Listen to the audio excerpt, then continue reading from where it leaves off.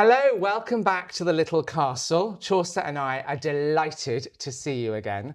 If you haven't met me before, hi, I'm Mok. This is my dog Chaucer. We live in a little castle in rural Wales, and every week we update you with adventures of our renovation, our country life, and the daily habits of living in a historic building and bringing it up to date for the 21st century. And in today's episode, we're talking about getting ready for the village garden party. Oh my goodness, I am excited. And then second part, you asked for it and you're going to get it. I'm going to talk to you about the ghosts because I saw another one. So today, in part 2, I am going to tell you about what I saw when I was upstairs in the oldest part of the house. So stay tuned for that.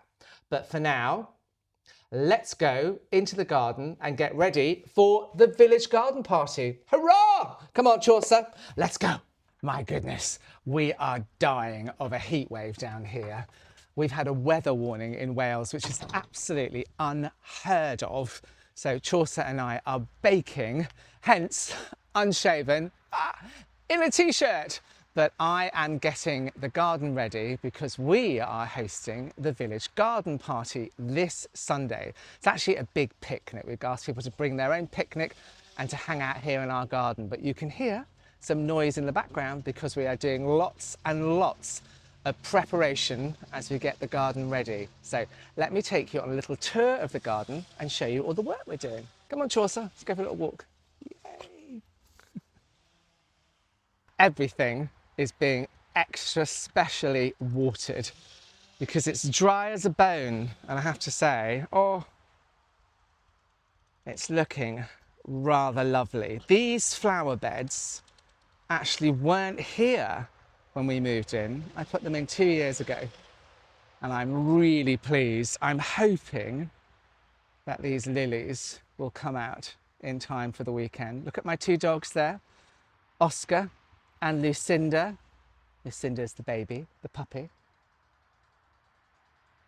Oh, it's looking fine. Very pleased. One of the things about living in a garden that really perhaps wasn't looked after for a couple of years is I've had to spend the last 5 years almost starting from scratch, but it's not been a blank piece of paper. I've had to take out some of the challenges that were there before and reimagine what it could be. But something I'm very happy with is the rose garden. This was gifted to me by Hayloft Plants. So in full transparency, absolutely love it. This is where the topiary garden used to be, and box blight got in and destroyed most of the box. I managed to save some of it. I'll show you that in the new stables garden. But I think the rose garden looks absolutely stunning. Again, little bit dry today. I keep washing it, but the roses are in full bloom now. Absolutely beautiful. You'll have to forgive the noise in the background, but one of the things I love are classic old roses. I know there's lots and lots of new hybrids with lots of names, but old classic tea roses, that's what I have there. They give a gorgeous smell. They're blousy, they fall out of the vases, and I absolutely adore them. So when I was asked what for roses I would like, classic tea roses. Right, let me show you something else in the paddock that we've been doing that I'm rather excited about as well. So if you've been here for a while, you will know that we had some gates into the paddock and they obscured the view. And I really wanted everything to be on view as you came in to the paddock. And so I had these gates removed. They're still propped up, but I had this beauty put in, a 5-bar gate. And I had a lovely message from someone on Instagram that said, you know you've arrived when you have a 5-bar gate. And my goodness, I agree. We need to let Chaucer out. Come on, my beauty. Some of the trees had got overgrown in the orchard and they really needed a good cutting back. And it's one of those things that you always leave because it takes so long and it's so expensive and there's always something else to do in the garden. But this is why I love having the village garden party, because it galvanizes me into action and make sure that everything is ready for one particular day in the year. And so this week, we had some of the branches that were overhanging the stream and overhanging the pond removed. Quite a lot was removed, but there's still quite a lot of tree behind. Anyway, I think it looks so much better now. This is the new stables garden. This used to basically be just mud and scrubland, and I'm so happy with it. Leading down to our new Airbnb. And the conifer hedge here is going to be cut this afternoon. One of the things I love are these. Can you see them? Oh, there. They're gorgeous, aren't they? They were like 5, maybe 10 quid from Asda, which if you're in America is our equivalent of Walmart. I was absolutely delighted when I found them. I think they're super smart. Oh, and how much am I loving my Cotswold stone gravel? Oh, I can tell you, very much indeed.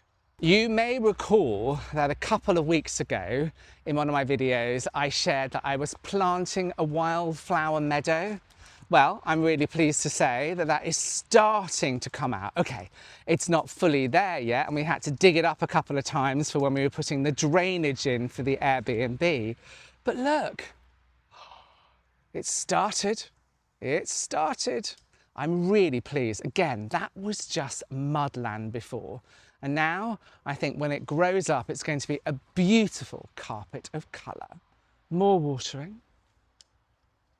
This is, well, was the vegetable garden, and we do have some raspberries, but this is actually now going to be the flower beds where we will get flowers for our guests on arrival.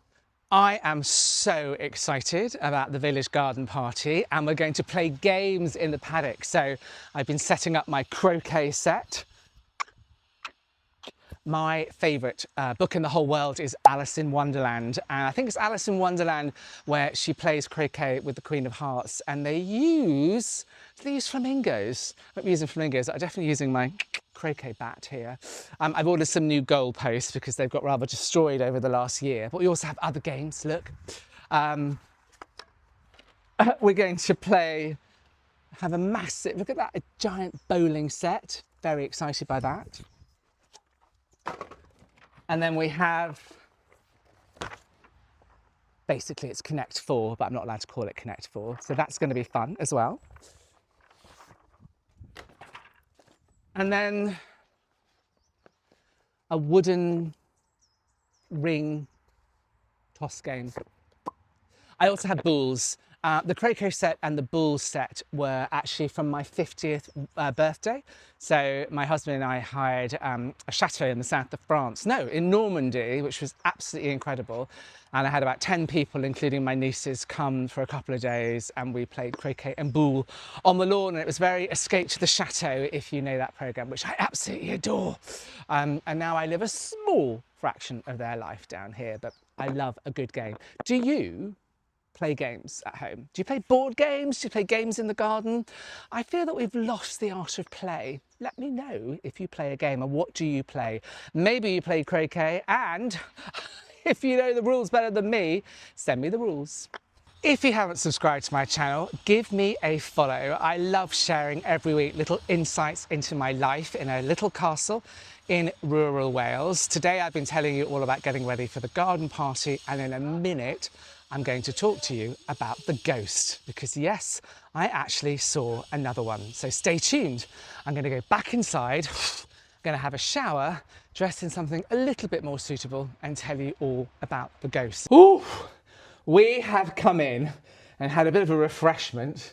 You've had some water, haven't you? My goodness, it's hot out there, but I wanted to be inside and talk to you face to face about the ghosts. Oh, he's off.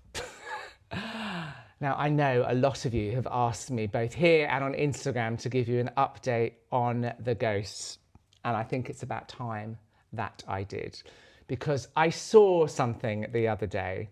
So if you're new here, I live in a house that goes back to, well, these beams in this room go back to 1421, and the first mention of a house on this site actually was when it was a barn in the 1500s.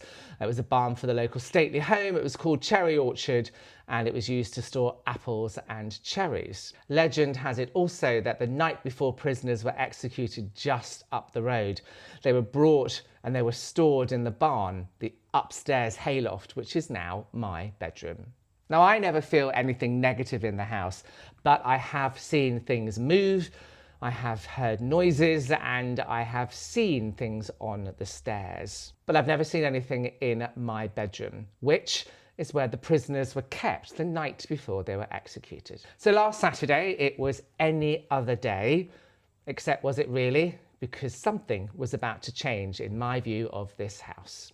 So my husband Joe and I were in the kitchen, we were having a chat. I think we were talking about maybe going to the cinema, and I decided I was going to pop upstairs quickly and get something from the bedroom. And when I was up there, I started to fold a blanket that we have on our bed that I bought in a beautiful shop in Cornwall on our holiday last year. Absolutely love Cornwall, and we tend to go every single year as a summer holiday. I don't go to the sun or the beaches during the summer, I go there in winter. So anyway, I digress. I was upstairs, I was folding this gorgeous throw, which was on the bed, and given how hot it has been recently, I thought, I don't need that, let me take it off and fold it. And as I was folding it, I could see in my periphery vision the door out of our bedroom into the hall upstairs, which again would have been part of the original hayloft. I saw Joe, my husband, walk past the door. I didn't think anything of it. I carried on folding. I put it down on the small sofa, the small Victorian sofa that I had recovered last year, and I went down to the kitchen where Joe was. And I said to him, "Oh gosh, what did you need upstairs?" Bearing in mind, I hadn't heard him come upstairs. He looked at me and said, "What do you mean?" And I said, "I saw you upstairs. You walked past the bedroom door. What were you doing? Did you need to get something from your office?" And he said, "I haven't been upstairs." So I laughed and said, "Don't be silly. I saw you walk past the bedroom door." He said, "Mok, I haven't been upstairs. I'm cutting vegetables. I haven't left this kitchen island." Now, I definitely saw something in black. Joe was wearing black, so I just assumed it was him. But it wasn't. I didn't make it up. I didn't invent it. It wasn't a speck of my hair in my eyes. I literally saw something. You know, just you see something out of the corner of your eye, just there on the horizon, on the periphery. And whatever it was, it walked not at particularly fast, not a particularly slow pace, like a regular pace, like a husband pace going to their office. Yet, it wasn't my husband. And we were completely alone in the house. There was no one else here. It's quite a big house, you can hide, but I didn't see anyone. So he joked and said, well, it must be a ghost, because he doesn't believe in the ghosts. Nothing happens when he is here. And I spoke to a psychic about it, and they told me because he doesn't believe, they won't show themselves to him. But I honestly don't know what I saw. Now, before, I did see a man walking up the stairs. It was over Christmas time, and I can tell you a little bit more about it if you want me to in another video. Leave me a comment below and I will do that. But I don't think it was the same man. It was someone who was slender. Again, I didn't get much of a look at them because it was out literally of the corner of my eye. But I don't know. What do you think I saw, and where do you think they were going? Because the prisoners were kept in my part of the room. Was it someone who was involved with looking after the prisoners? Maybe a prisoner guard? I don't know. Or maybe I just was a little bit hot and I was a little bit hallucinating. Who knows? I don't believe that I hallucinated, and I believe I actually saw something out of the corner of my eye. I believe I saw another ghost. Well, what do you make of that? I don't know. Let me know. What do you think I saw out of the corner of my eye? And let me know if you think I've missed anything for the village garden party. Which one of those games do you think you'd most like to play? And have you played croquet before? Do you know what I was talking about when I mentioned Alice in Wonderland? I always, as a child, loved that image of her holding a flamingo. And I'm going to play croquet this weekend. Anyway, it has been lovely to have you join Chaucer and I. He's over there. Come say hello. Come on. Yes! To have you join Chaucer and I on another adventure. Last week we went to Royal Ascot and went to the Royal Enclosure, so if you haven't checked that out, do that now. But it's lovely to be back home and to be home with you. I particularly want to thank all of my members, and their names are coming up on the screen now. Thank you for your love and support. If you are a member and you haven't joined Signal yet, please do, and we can chat and we can talk. You don't have to give your telephone number. And you can ask me lots of questions about the castle. And I do special private updates as well. And if you are a member, you also get a long monthly video and shorts as well. And this month, I'm taking you all around the garden and showing you what I've been doing there. But for now, whether you're a member or whether you're not, please do subscribe. If you haven't subscribed, help me to keep this account going. Wherever you are and whoever you love, I wish you well and I wish you joy. Thank you for watching.